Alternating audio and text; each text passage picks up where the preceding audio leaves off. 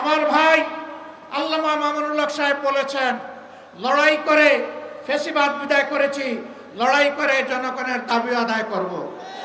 আমি স্পষ্ট ভাষায় বলতে চাই, কোনো দলের নয়, জনতার বিজয় হবে ইনশাআল্লাহ। জনতা কি চায় কান পেতে শোনার চেষ্টা করুন। যদি এই ভাষা বুঝতে ব্যস্ত হন, তাহলে নিজের পরিণতির জন্য যে বুঝতে ব্যর্থ হবেন তাকে তৈরি থাকতে হবে।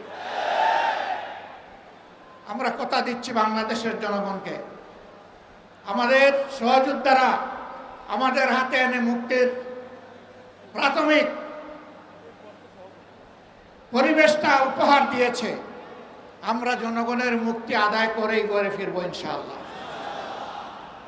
আমরা ভদ্র ভাষায় কথা বলছি, ভদ্র ভাষায় কথা বলবো, কিন্তু আমাদের দাবির ব্যাপারে আমরা হিমালয়ের মতো অনড় থাকবো। কারণ এই দাবি জনগণের দাবি, কোনো দলের দাবি নয়। এই দাবি বিপ্লবের দাবি, এই দাবি ফ্যাসিবাদের দাবি নয়। অতএব ফ্যাসিবাদের দাবির কাছে বাংলাদেশের জনগণ মাথা নত করবে না। তৈরি হন।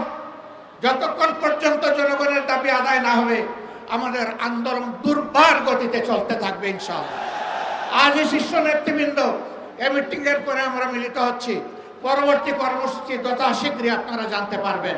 সেই কর্মসূচি বাস্তবায়নের জন্য প্রস্তুতি নেওয়ার আহ্বান জানিয়ে এবং সরকারকে জনগণের ভাষা বুঝে অতি শীঘ্র গণভোট আগে দেওয়ার সিদ্ধান্ত নেওয়ার আহ্বান জানিয়ে আমার বক্তব্য এখানে শেষ করছি। আল্লাহ হাফেজ। বাংলাদেশ জিন্দাবাদ। আর দলীয় আজকের এই সমাবেশ জনগণের দাবি আদায়ের পাঠাতন হোক। আসসালাম।